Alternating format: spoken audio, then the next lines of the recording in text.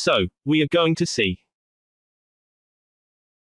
how to remove the news and interest from Windows 10. Taskbar. So, you click on the taskbar. This is the news and temperature from the taskbar. So, this is how it looks when it is on. So, we are going to see how to turn it off now. So, this is how it looks. So, you go to your taskbar, right-click it.